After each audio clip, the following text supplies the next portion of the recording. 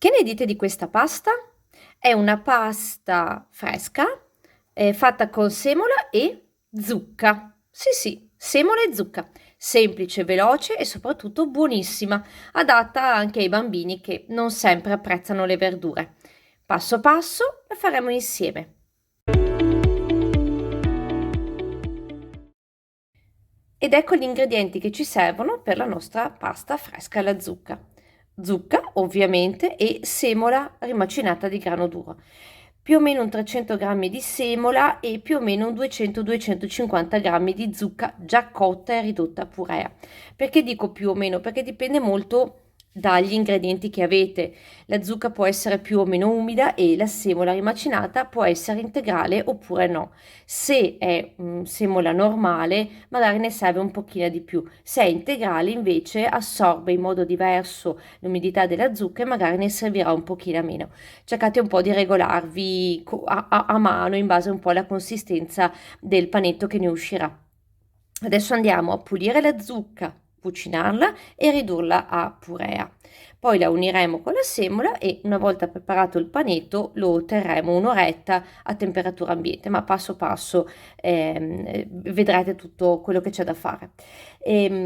La zucca può essere cotta o al forno oppure in microonde o in padella, lì dipende un po' anche dai vostri gusti. Io in questo caso la taglio a pezzi, la cucino in microonde per essere più veloce. Una volta ridotta a purea la nostra zucca, io la metto nella planetaria per andare meglio ad impastare e aggiungo un po' alla volta la semola rimacinata e andiamo proprio ad impastare. Aggiungete anche un pizzico di sale. Le quantità sono per circa 4 porzioni. Poi anche lì dipende dall'appetito degli invitati. Adesso andiamo ad impastare tutto bene, poi vi farò vedere come dovrà essere il panetto.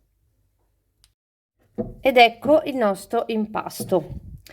Dovrà essere elastico, non colloso, altrimenti se lo sentite troppo umido dovete aggiungere ancora semola. Bello corposo, compatto, insomma. Potete fare con questo impasto tutti i tipi di pasta corta che vi viene voglia di sperimentare, quindi mezze maniche, rigatoni. Non potrete mai raggiungere uno spessore troppo sottile, proprio perché manca l'uovo, quindi non è una pasta all'uovo, è una pasta fresca, ma senza uovo. Bene, adesso andiamo ad avvolgerla in una pellicola e a lasciarla riposare per un'oretta a temperatura ambiente. Dopodiché andremo a preparare la nostra pasta. Una volta trascorsa l'oretta di riposo della pasta, andremo a realizzare la nostra pasta fresca.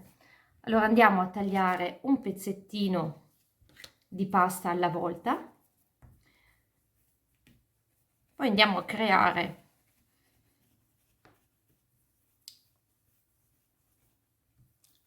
un bigolino abbastanza lungo e sottile, magari andiamo a modellarlo mano a mano. Io mi aiuterò per realizzare la mia pasta fresca, che è questa, con un ferro da calza di quelli a doppia punta. Non so se siete appassionate di lavoro ai ferri, ma sono quelli che si usano per lavorare con i tre ferri. E una forchetta. Allora, una volta realizzato il nostro bigolino, andremo a tagliare dei pezzettini abbastanza regolari, poi è pasta fresca fatta a mano, quindi insomma vediamo anche di non farci troppi problemi. Forchetta, la nostra pasta, e andremo a schiacciare e a rollare e poi a togliere delicatamente. Eccolo qua. Guardate che poi a farlo è molto più semplice, eh? Sembra complicato, invece è super semplice. Io li metto su un vassoio dove ho messo anche un po' di semola perché non si attacchino.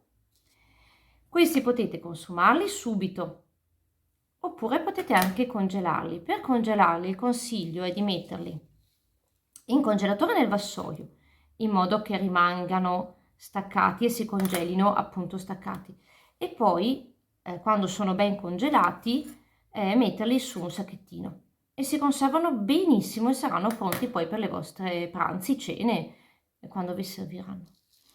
Io vado avanti pian pianino a realizzare la mia pasta. Io ho scelto questo formato, però poi lasciatevi ispirare e sbizzarritevi pure.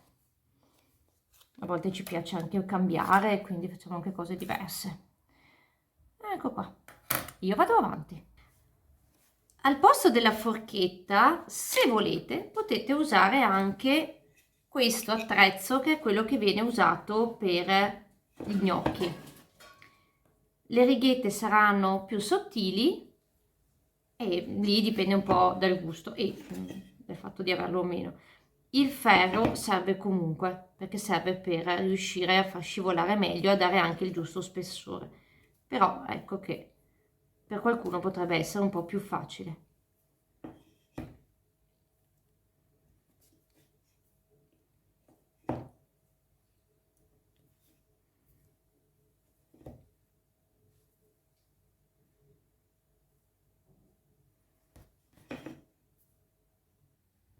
Ed ecco la nostra pasta pronta per essere cucinata. Vedete, io ne ho fatte di due tipi diversi, uno con quello per fare le righette ai gnocchi e uno invece con la forchetta. Adesso acqua a bollore e andiamo a versarli. L'acqua bolle e andiamo a versare la nostra pasta fresca.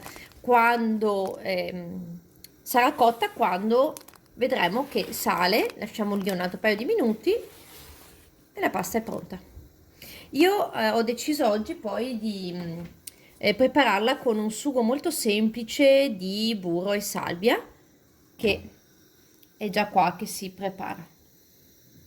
Poi mantecheremo tutto insieme.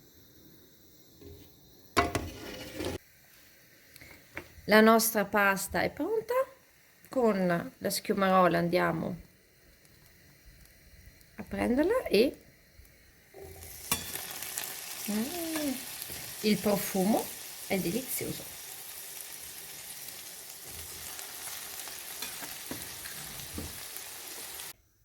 Ed ecco la nostra pasta pronta per essere servita. Se volete l'ultimo tocco, una grattugiatina di formaggio che con la pasta calda si scioglie leggermente e pronta per essere mangiata. Se vi è piaciuta la ricetta, un bel like sotto il video e iscrivetevi al canale, ma soprattutto buon appetito!